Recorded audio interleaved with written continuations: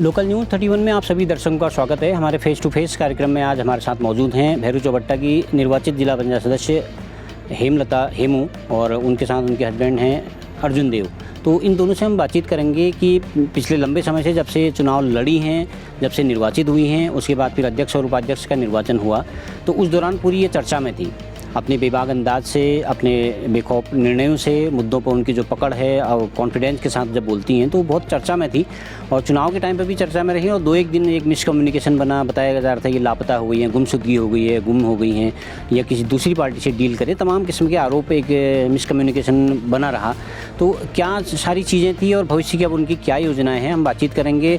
हेमलता जी, आपका स्वागत है हमारे चैनल पर। पहले तो सबसे पहले तो पांडे जी, मैं आपका बहुत बहुत धन्यवाद करती हूँ और साथ ही मैं आप सभी को नमस्कार करती हूँ। जी अर्जुन भाई, बहुत स्वागत है आपका। बहुत बहुत धन्यवाद सर आपका कि आपने जो है हमारी पीड़ा को जो है जनता तक पहुंचाने का काम किया। और रही बात जो गिले शिकवे हैं और जो मिसकम्युनिकेशन की जो बात आपने की है, जो गलतफहमियां जनता को जो है लगातार फैलाई जा रही हैं, उसके लिए आपने एक मौका दिया। और अब मैं अपनी जनता से अपील करना चाहूँगा कि आपके चैनल के माध्यम से जो सच्चाई है, जो हकीकत है, वो आप लोगों के बीच में बयां करोगे। जी हेमलता जी, क्या वजह रही, क्या ऐसे क्यों आरोप लगे कि आप गुमशुदगी हो गई हैं, अचानक आप पिक्चर से पूरी बाहर हो गई हैं, जबकि सारे सदस्य भारतीय जनता पार्टी के एक साथ थे?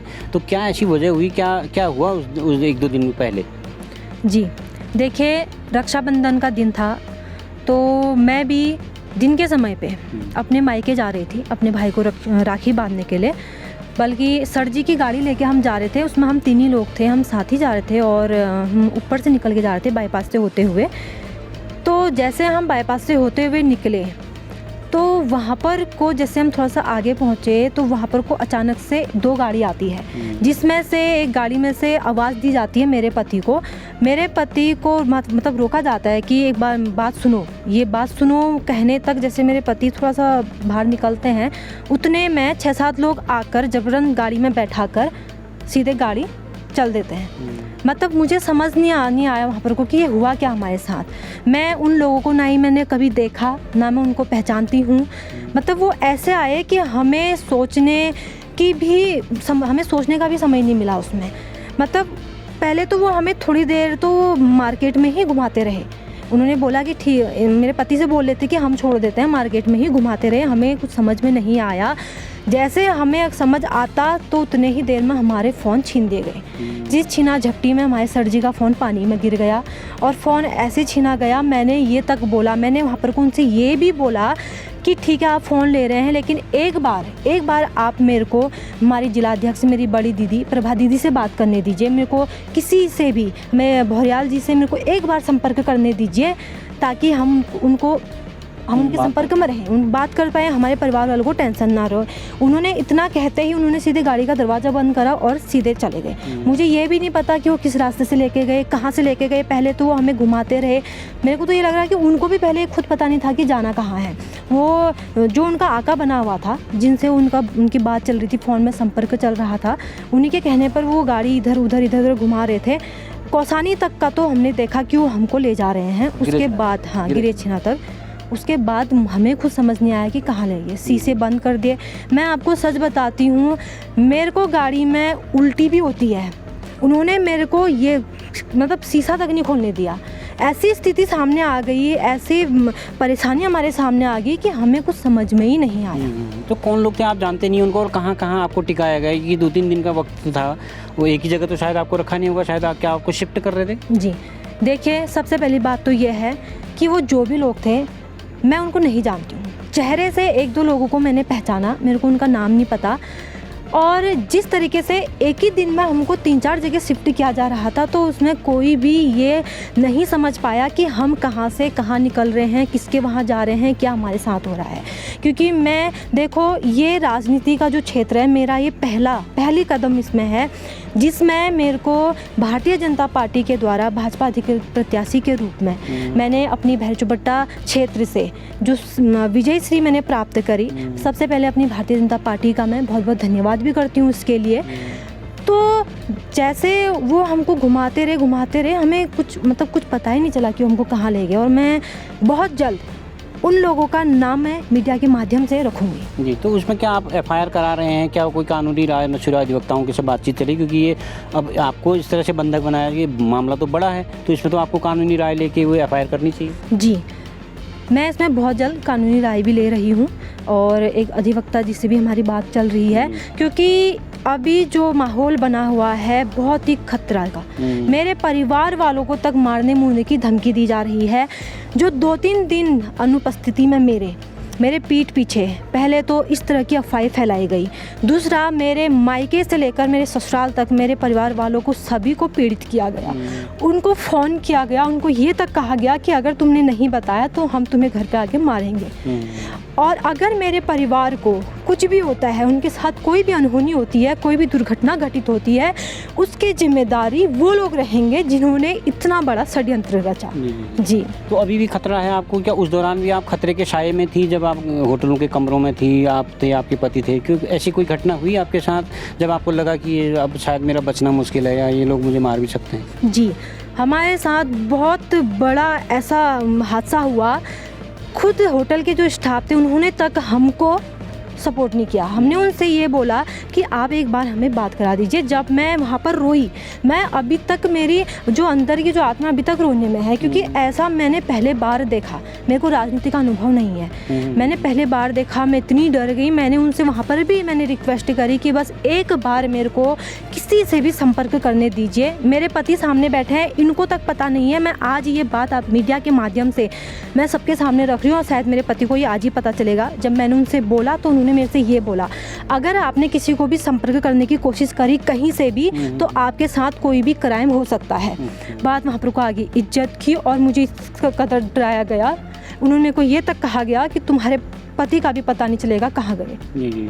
तो अब तो भारतीय जनता पार्टी की बात कहाँ तक बिगड़ी आपकी? क्योंकि क्या अध्यक्ष की बात हो रही थी या उपाध्यक्ष की बात चल रही थी, तो कहाँ मामला कहाँ से बिगड़ा कि क्या नाराज़ कहाँ से हुए आप?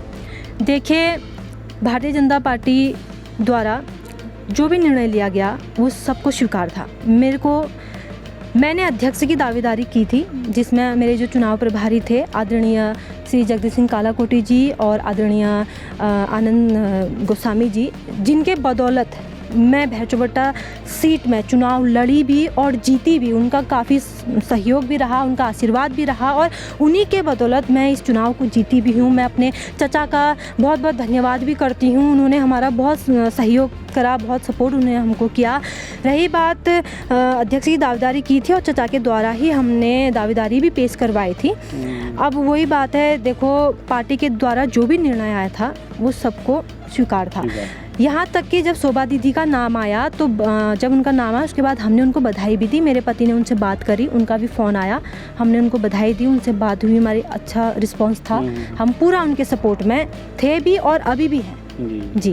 अच्छा, तो चर्चा ये भी चलाई गई यहाँ पर कि आपकी कांग्रेस से डील हो गई है, कांग्रेस 2.5 साल का कर रही है, पहले अध्यक्ष आप रहेंगी, फिर सरोज रहेंगी, या फिर आप वो अध्यक्ष रहेंगी तो आप उपाध्यक्ष रहेंगी। तो क्या ये इसमें सच्चाई कितनी है? देखिए, ये सारी बातें झूठ है, एक अफवाह है। ये मेरी भोली भाली जनता को भ्रमित करने के लिए ये बातें फैलाई जा रही हैं, जिससे कि जनता में आक्रोश हो जाए।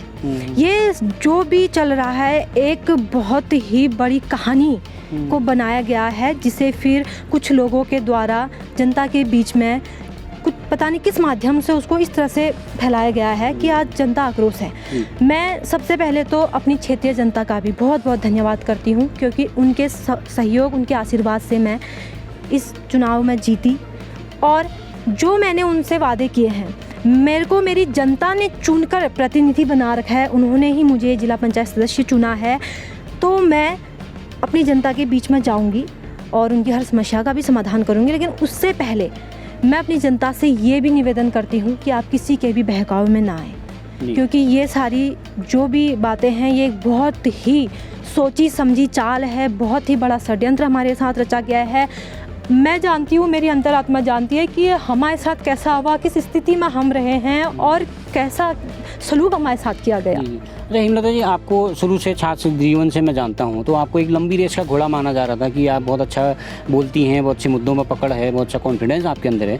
तो क्या ये समझा जाए कि आपको एक षड्यंत्र रचा गया है, आपकी राजनीति खत्म करने की साजिश रची गई, आपको ऐसा लगता है? जी, पूरी कोशिश करी गई थी हमारी राजनीतिक जो क्षेत्र जब आगे बढ़ रहे थे था, आप। हाँ, जिसमें हम आगे बढ़ रहे थे, उससे पूरा ख़त्म करने की पूरी कोशिश जोड़ तोड़ से की गई थी, जो अभी भी की जा रही है।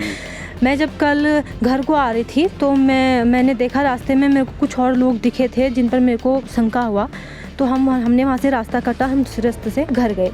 हमें पता है हम किस हालातों में घर गए। वाकई में बहुत बड़ी सोची समझी चाल है, जिसको आज मतलब मैं ये कहूँ कि जो इंसान राजनीति के क्षेत्र में अच्छे उससे आगे बढ़ रहा है, उसको किस तरह से पीछे किया जाए, ये मैंने आज देखा। वाकई में राजनीति में मैंने पहले बार ऐसा देखा कि किस कदर एक बढ़ते हुए आदमी के पर काटे जाते हैं, कैसे उसको नीचे गिराया जाता है, किस तरह का लांछन उस पर लगाए जाते हैं, किस तरह के आरोप उस पर लगाए जाते हैं, और वो आरोप उन लोगों के द्वारा लगाए जाते हैं जिनका कोई लेना देना नहीं है। मैं तो यही अनुरोध करूँगी, विशेष अनुरोध आप लोगों से यही करूँगी कि देखिए, पहले आप सच्चाई के तक पहुँचे, सच को जाने, उसके बाद आप किसी पर आरोप लगाएं। जी। अच्छा, भैरू चौबट्टा में कल कुछ लोगों ने पुतला दहन किया है, आपका भी और अर्जुन का भी किया है, तो उनमें बहुत ज़्यादा नाराज़गी है। तो ये क्या कहना चाहेंगे आप वहाँ की जनता से, जिस तरह से वो नाराज़ हैं, आक्रोशित हैं? देखिए, जिस तरह का माहौल बनाया गया, जिस तरह से हमें हर किसी से दूर रखा गया, एक दिन भी हमें किसी से संपर्क नहीं करने दिया गया, तो पहले तो मैं यही समझती हूँ कि देखो, हम किसी के संपर्क में ना रहने के कारण जाहिर सी बात है क्षेत्र वाले नाराज़गी उनकी स्वाभाविक है कि नाराज़गी जाहिर कर रहे हैं। तो मैं अपने क्षेत्रवासियों से बस यही अनुरोध करती हूँ कि देखिए, मैं एक महिला हूँ और आप समझ सकते हैं कि एक महिला को 6-7 लोगों के द्वारा अगवा किया जाता है, उसके बाद उसको इस तरह से ब्लैकमेल किया जाता है, तो उस महिला के पास क्या ऑप्शन है। मैं तो अपनी जनता से ये तक कहना चाहती हूँ कि आज अगर हम यहाँ पर सुरक्षित हैं, तो हम जानते हैं कि हम किस स्थिति से, किस परिस्थितियों से हम यहाँ पर सुरक्षित हैं, और आज हम आपके सामने बोल रहे हैं। जी। अच्छा, एक चर्चा ये भी की जा रही है कि आप कांग्रेस में शामिल होने वाले हैं या शामिल हो चुके हैं, और आज चर्चा ये चलाई जा रही थी कि आज शायद आपकी कांग्रेस में वापसी होने वाली है या कांग्रेस में फिर से शामिल होने वाले, क्या है इसमें? ये सब झूठ है, ऐसा कुछ नहीं है। ये जिन्होंने हमारे खिलाफ इतना बड़ा षड्यंत्र रचा, जिन्होंने हमारा राजनीतिक क्षेत्र, हमारा राजनीतिक करियर बर्बाद करने को चाहा, ये उन्हीं लोगों के द्वारा फैलाई हुई अफवाहें हैं, उन्हीं लोगों के द्वारा कही हुई अफवाहें हैं। तो जी। हेमलता जी, जो कल एक अध्यक्ष का हमने परिणाम देखा, उसमें 12 वोट भाजपा को मिले और 6 वोट कांग्रेस को मिले, 1 वोट इनवैलिड हुई। आरोप ये चर्चा ये चलाई गई, आरोप ये लगाया गया कि ये जो वोट था इनवैलिड वाला, ये हेमलता का था, ऐसी चर्चा चलाई गई। हालांकि गोपनीय मामला होता है, वोट किसको दिया किसको नहीं दिया, ये हम इसको सार्वजनिक भी नहीं करेंगे। तो क्या मतलब ये चर्चा चलाई गई, इसको वोट देना नहीं आता है, ये अपने आप को पढ़ी लिखी गई थी, इस तरह की चर्चा चलाई गई, क्या है सच्चाई इसमें? देखिए, सबसे पहली बात तो वोट एक गोपनीय वोट होते हैं। आप कोई व्यक्ति अंदर जाके वोट दे रहा है तो आप को ये पता नहीं कर सकते हैं कि उसने किसको वोट दिया है। पहली बात तो ये कि वो एक गोपनीय वोट होता है। दूसरी बात ये, जिस तरह का इनवैलिड का जो आरोप मेरे पर लगाया गया है, ये भी एक बहुत ही सोची समझी चाल है। मैंने पहले ही बोल दिया, वोट गोपनीय होता है, कोई इस पर ये अनुमान नहीं लगा सकता कि उसका वोट खराब गया है। जिस तरह से आरोप मेरे पर लग रहे हैं कि इनवैलिड वोट उसका है, तो किस आधार पर आप ये बोल रहे हैं? वोट गोपनीय होता है, ये आरोप। तो क्योंकि आपने फर्स्ट टाइम वोट दिया, तो आपको वोट डालना आता है, मतलब वोट डाला आपने? जी, देखिए, मेरे को वोट डालना, मैं पढ़ी लिखी हूँ, मुझे पता है वोट कैसे देना है, कैसे डालना है। मैं जब वोट दे के बाहर आई तो मेरे को वहाँ पर ज़बरदस्ती ये पूछा जा रहा था कि आपने वोट किसको दिया, और वहाँ पर भी ऐसी परिस्थिति खड़ी हो गई कि 4-5 लोग सामने आए, मुझे ज़बरदस्ती पूछने लगे कि आपने वोट किसको दिया। मैंने वहाँ पर भी यही बोला, देखिए, वोट गोपनीय है, हम किसी को नहीं बता सकते हैं। तो उनको ये कहने के लिए, ताकि जिससे हम बच सकें, और बाकी मैं जानती हूँ, मेरी अंतरात्मा जानती है, ईश्वर जानते हैं, मैंने अपना वोट सही जगह पर दे रखा है, जिसका आकलन आप लोग लगा सकते हैं। अच्छा हेमलता जी, अब भारतीय जनता पार्टी ने कड़ा एक्शन ले लिया है, आपका निष्कासन कर दिया है उन्होंने, तो क्या अब ये माना जाए कि आप भाजपा की फिर से सदस्य हैं या भाजपा के कार्यकर्ता हैं? आप अपने आप को कहाँ मानती हैं, या फिर भाजपा में क्या वापसी आपकी संभव है अभी भी? जी, देखिए, भारतीय जनता पार्टी के द्वारा, क्योंकि जाहिर सी बात है, इस बीच में जैसा माहौल बनाया गया, उसको देखते हुए, अनुशासनहीनता को मद्देनज़र रखते हुए उन्होंने निष्कासित हमको किया है, और हम बात करेंगे तो जाहिर सी बात है जो भी पार्टी का निर्णय रहेगा वो मुझे स्वीकार रहेगा। तो आप क्या अब अपने पार्टी के नेताओं से, जिलाध्यक्ष से, या जो आपके चुनाव के प्रभारी थे या मंत्री विधायक जो भी हैं, इनसे क्या बातचीत करना उचित समझेंगे? क्या बातचीत करके इनको फिर फेस करेंगे आप? बिल्कुल, मैं अपने उन सभी शीर्ष नेताओं और अपने चचा लोगों से, अपने जिलाध्यक्ष से, अपने भारतीय जनता पार्टी के हर कार्यकर्ता से मैं उनसे बात करूंगी, क्योंकि कोई नहीं जानता है अंदर की बातें, सच्चाई अंदर की कोई नहीं जानता है। जिसने भी सुना है बाहर सुना है, जिसको भी पता है बाहर जिसने अफवाह फैला रखी है, इतनी बड़ी कहानी बना रखी है, उनको सिर्फ ये पता है। जी। तो फाइनली हेमलता जी, एक आखिरी सवाल आपसे। तो बहुत सारी चीज़ें आपने बताई कि षड्यंत्र था, तो जनता से क्या अपील कर आप करेंगे? क्योंकि जनता से निर्वाचित हुई हैं, आपको आपका फ्यूचर कैसा होगा वो भी जनता ने ही तय करना है। तो जनता से क्या कहेंगे आप, भैरूचोपट्टा की जनता से खास? जी, सबसे पहले तो मेरी जिला पंचायत क्षेत्र भैरूचोपट्टा की समस्त सम्मानित देवतुल्य जनता को मेरा प्यार भरा नमस्कार। और मैं दिल की गहराइयों से अपनी समस्त सम्मानित जनता का बहुत बहुत धन्यवाद करती हूँ कि आपके प्यार, आशीर्वाद और सहयोग से मैंने इस पंचायती चुनाव में जीत हासिल किया। और इस पंचायती चुनाव में भी मेरी क्षेत्रीय जनता जानती है कि इसमें भी हमारे साथ बहुत सारे ऐसे षड्यंत्र रचे गए जिसमें मेरी जनता ने मेरा बहुत सपोर्ट किया। उनके बदौलत मेरी जनता ने मुझे चुना है, मुझे चुनकर उन्हें जिला पंचायत सदस्य चुना है। तो मैं अपनी जनता से यही अपील करूँगी खासकर कि आप बिना सच को जाने, बिना सच्चाई को जाने किसी के भी बहकावे में ना आए, किसी भी बातों पे ना आए। जिस तरह की बातें हमारे प्रति चलाई गई हैं, आप उस बातों पे ज़्यादा गौर ना करें, किसी भी अफवाहों पे ना आए। जो आरोप हम पर लगाए गए हैं वो सब झूठे आरोप हैं। तो सच को जाने। जनता के बीच में जाएंगी अब आप? जी, मैं बहुत जल्द अपनी क्षेत्रीय जनता के बीच में जाऊंगी। जिस तरीके से जो भरोसा, जो विश्वास उन्होंने मुझ पर बनाया है, वो विश्वास उनका मैं कायम बनाए रखूंगी। और मैं पुनः बहुत जल्द उनके बीच में जाऊंगी, उनसे बात करूंगी, क्योंकि जो मेरी जनता ने मुझे चुना है और जो भी मेरी जनता का निर्णय रहेगा मुझे स्वीकार रहेगा। मैं उनके बीच में जाकर उनके जो भी रुके हुए काम है, जितनी भी उनकी समस्या है, उनका मैं समाधान करूँगी। बहुत बहुत धन्यवाद हेमलता जी। तो अब मैं तो कुछ सवालात, क्योंकि उस वक्त जो घटना हुई थी उसमें जो है उनके पति अर्जुन भी उनके साथ थे, तो अर्जुन देव से हम बातचीत करेंगे। अर्जुन भाई, क्योंकि उस दिन के गवाह आप भी हैं, साक्षी आप हैं, दोनों आप साथी थे, चुनाव प्रचार में भी साथ थे और पूरे घटनाक्रम में आप साथ थे। तो क्या हुआ था उस दिन जिस दिन आप गए यहाँ से? देखिए, सबसे पहले तो मैं आपका धन्यवाद करना चाहूँगा। और ये तो बहुत बड़ी सोची समझी साजिश है, और साजिश में जिस तरीके से जाल बुना था और हमको पहले से ही घेरने की कोशिश की थी। मैं बताना चाहूँगा आपको चैनल के माध्यम से कि पहले एक तैयारियां हुई थी कि हमको यहाँ से शिफ्ट करने की। हम उसमें भी हम लोग जो हैं बच निकले, लेकिन बाद में जब मुझे पता चला कि हमारे साथ बहुत बड़ी घटना हो सकती है और हमको जो है अगवा किया जा सकता है, तो ये कहीं ना कहीं से मुझे ये आभास हो चुका था। तो मैं अपने घरवाली और मैं और हमारे सर जी थे, उसमें हमारा एक ड्राइवर भी था जो हमने बुलाया था। तो हम लोग निकल ही रहे थे, हमने कहा हम जाएंगे, राखी का त्यौहार था, हम जाके और वहीं पर मैं अपनी घरवाली को लेकर रख दूंगा और उसके बाद फिर मैं अपने कार्य क्षेत्र में काम करूंगा, लोगों के बीच में जाऊंगा और अपने पार्टी के लोगों से मुलाकात करूंगा। जो भी उनका निर्णय रहेगा उस पर कई सारी चीज़ें थी, कई लोगों से मुलाकात करने का और उनसे बातचीत रखने का।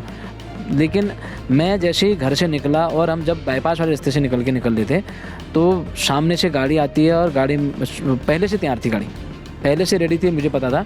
क्योंकि निकलना और एकदम से बैंड में आना, बैंड से जैसे हम जा रहे थे तुरंत निकल के गाड़ी आई। उन्होंने रोका, हाथ दिया, रोका, रुकला, मैंने उनके पाँव भी पकड़ा, मैंने नमस्कार कहा। मेरी आदत है, मैं सभी के पाँव छूकर नमस्कार कहता हूँ। मैंने नमस्कार कहा, मेरी वाइफ ने अंदर से कहा, क्योंकि उसको गाड़ी में बैठते ही उल्टी हो जाती है। मैंने नमस्कार कहा, बातचीत की। उन्होंने कहा इधर आओ, बैठो, ऐसा है, देखो कहाँ जा रहे हो? मैंने कहा मैं त्यौहार है, त्यौहार के लिए जा रहा हूँ। उन्होंने कहा बैठो हमारे साथ चलो। मैंने कहा मैं गाड़ी है मेरे पास, मेरे को आने की जरूरत नहीं। उन्होंने कहा ज़बरदस्ती की। उन्होंने कहा चलो आना, बैठना हमारे साथ, अध्यक्ष ऐसे बन जाएगा, तो हमारे पास मेंबर हैं, हम तेरी तरफदारी कर रहे हैं, तेरे को अध्यक्ष बनाना चाह रहे हैं, हम तेरा बुरा थोड़ा चाहा है, जल्दी बैठ। और हमारे सर जी को भी ये चीज़ बताएगी। और गाड़ी को मेरी घरवाली मुझे बैठाकर पीछे वाली गाड़ी को भी साथ में, हमारी गाड़ी को भी साथ लाने की बात की, इसको भी हमारे साथ चले, कोई दिक्कत नहीं। लेकिन उन्होंने जब पूरे बाजार में घुमाने की कोशिश की, मैं उस समय मैंने कहा देखो यार मेरा बहुत लेट हो रही है, त्यौहार का टाइम वेट कर रहे हैं, और फिर मुझे शाम के टाइम पे अपने पार्टी कार्यकर्ता के लोगों से मिलना भी था, उनकी साथ मेरी बातचीत भी हुई थी। लेकिन वो घुमाने के बाद सीधे गिरिशिना वाले रास्ते लेके गए। जैसे ही जांगल वाले बाईपास से नीचे गए, तो मैंने कहा मैं उधर जाता हूँ और ठीक नहीं होगा, उसमें एक दो लोग मेरे चित परिचित भी हैं जो मेरे राजनीतिक करियर को बर्बाद करने की काफ़ी लंबे समय से साजिश रच रहे थे। मुझे आभास हो गया था, लेकिन मुझे बाहर निकलना था। मैं अपने घर वालों को ये चीज़ जाहिर नहीं करना चाह रहा था क्योंकि वो बिल्कुल नर्वस हो चुकी थी। और साथ बैठिए आप देख सकते हैं बहुत बड़ा गेम उनने तैयार करके जैसे ही निकला, मैंने जैसे छीना झपटी हुई, बारिश का भी मौसम था और कीचड़ भी हुआ था। हमारे सर जी ने भी हमको बचाने की कोशिश की, उनका मोबाइल जो है नीचे गिर गया। उस मोबाइल को लाने के मोबाइल उठाया तो गाड़ी बंद करके उन्होंने कहा चलो यार तुम तो घटना हुई ना इस घटनाक्रम में, तो ये तो एक किस्म का क्राइम है भाई, इस तरह से अगवा करना। तो क्या आप कोई एफआईआर करेंगे या फिर आप नज़दीकी थाने में क्यों नहीं गए उस वक्त, ऐसा भी सवाल उठेगा? सर देखिए, अगर थाने में अगर पहुंचने वाली बात होती तो हम अपने सीनियर लीडरों के पास पहुंच सबसे पहले, क्योंकि हमारा सरकार में शासन में सब लोग हैं, विधायक हैं, मंत्री हैं, सब लोग हैं, बहुत बड़ा चीज़ हो सकती थी।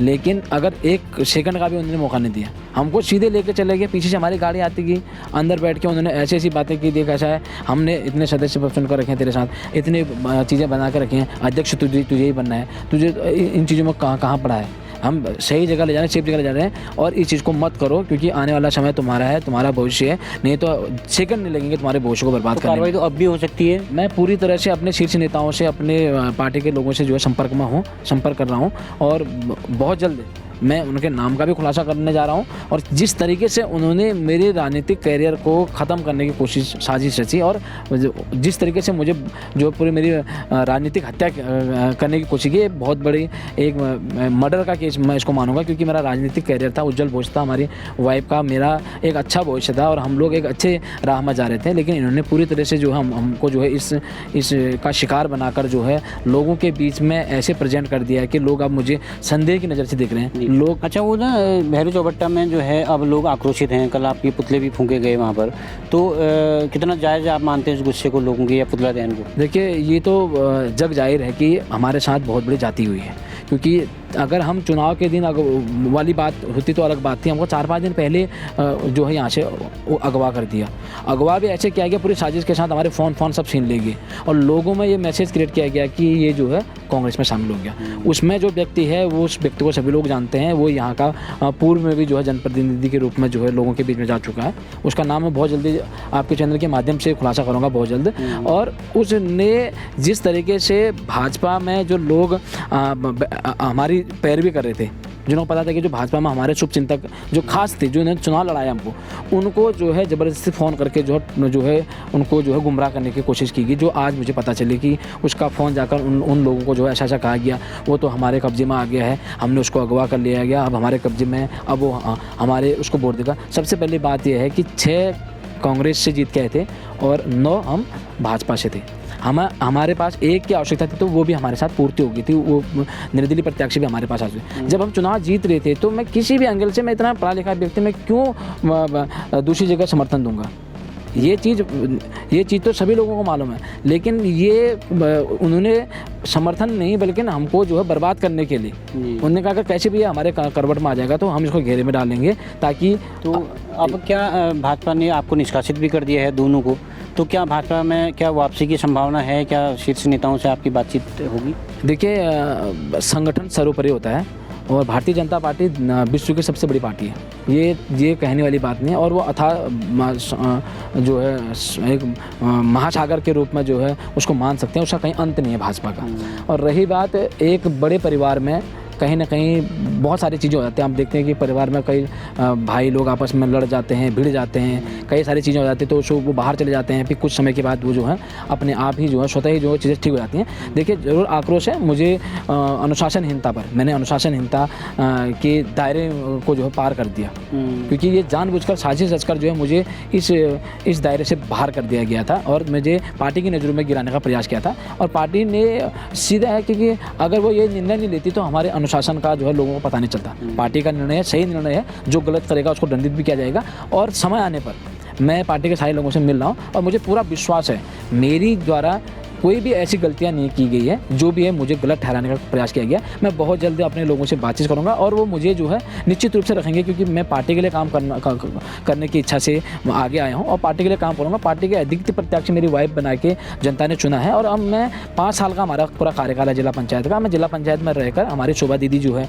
जिला पंचायत की अध्यक्ष है, उनके साथ रखकर पार्टी के कामों को आगे बढ़ाऊंगा। पार्टी के जितने भी लोग हैं उनको अपनी बात रखूँगा उनके बीच में, और जनता के बीच में अच्छा माहौल भी है, सब कुछ ठीक ठाक है। ये बहुत बड़ा एक ये षड्यंत्र चलाया जा रहा है, ये राजनीति है। राजनीति को किस तरह से ताश के पत्तों की तरफ पलटकर जो है ये वार किया जा रहा है, ये निराधार है। मैं बहुत जल्दी भारतीय जनता पार्टी के लोगों से और उनके अपने जितने भी शीर्ष नेताओं से मिलकर बातचीत करूँगा और अपनी जो गलतियाँ हैं उसको स्वीकार करते हुए उनसे माफ़ीनामा भी इस बार पर रखूँगा, क्योंकि मैं जो है इन लोगों के जो है अगवा में आकर जो है मैं आपसे संपर्क नहीं कर पाया। और मैं भारतीय जनता पार्टी का एक सच्चा सिपाही हूँ और अभी भी हूँ और आगे भी बना रहूँगा। और मुझे पूर्ण विश्वास है मेरे इस जो समीकरण जो षड्यंत्र को इनके द्वारा रचकर मुझे बदनाम और मेरे को बर्बाद करने की कोशिश की, वो ज़रूर हमारी पार्टी समझेगी, क्योंकि वो एक समझदार और विद्वान लोग उसमें हैं और बहुत जल्दी हमारी पार्टी में वापसी भी होगी। और मैं भारतीय जनता पार्टी में काम करूँगा। अनुशासनहीनता का जो मेरे ऊपर आरोप लगा गया है उसके लिए पार्टी ने जो निष्कासन का निर्णय लिया गया है वो उचित है। मेरी जगह में कोई दूसरा व्यक्ति भी होगा तो उसके साथ भी ये सलूट करना चाहिए ताकि पार्टी में अनुशासन बना रहे। चलिए, बहुत बहुत धन्यवाद अर्जुन भाई, आपने व्यस्त समय में से बातचीत का वक्त निकाला, बहुत बहुत धन्यवाद। जी बताएं। देखिए, आज ऐसी विडंबना हमारे सामने आई, जीते हुए जिला पंचायत सदस्य आज सुरक्षित नहीं है। अगर जीते हुए जिला पंचायत सदस्य चुनाव के परिणाम निकलने के 2-3 दिन बाद अपने रिश्तेदार के वहाँ जा रहे हैं या किसी अपने निजी कामों से कहीं जाते हैं, तो बीच में इस तरह की जो गुंडागर्दी की जा रही है, और गुंडागर्दी करने वाले लोग हम उनको पहचानते नहीं हैं। वो यहाँ के नहीं दिखते हैं, बाहर से आते हैं, ऐसे गाड़ियाँ लेके आते हैं अचानक से कि जिसमें कोई भी घटना हो सकती है, गाड़ी का एक्सीडेंट ही हो सकता है। क्योंकि ऐसा हुआ हमारे साथ, ऐसे आ सके, ये बहुत ही सोचनीय विषय है कि आज जीते हुए जिला पंचायत सदस्य जो बहुत बड़ा पद भी है वो आज सुरक्षित नहीं है। क्यों? जी चलिए, बहुत बहुत धन्यवाद हेमलता जी, आपने व्यस्त समय में बातचीत का वक्त निकाला, बहुत बहुत धन्यवाद। बहुत बहुत धन्यवाद आपका। Thank you.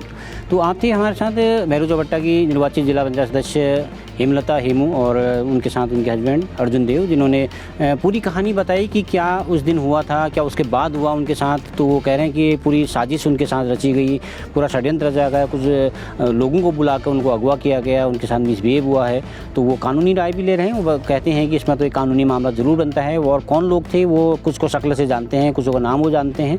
तो जल्दी उसका भी खुलासा करेंगे, क्योंकि अभी वक्त नहीं है इस तरह का बात करने का। और भारतीय जनता पार्टी में उन्होंने अपनी आस्था व्यक्त की है। उनका स्पष्ट मानना है कि वो पार्टी के लोगों से बातचीत करेंगे, उनके बीच जाएंगे, जो भी उनके साथ घटना हुई है उसको ज़रूर बताएंगे। और उनको विश्वास है कि भारतीय जनता पार्टी उनको पुनः पार्टी में शामिल करेगी, पुनः उनको गले लगाएगी और उनके नेतृत्व में आगे को काम होगा। तो इस तरह की खबरें जानने और देखने के लिए आप देखते रहिए लोकल न्यूज़ 31।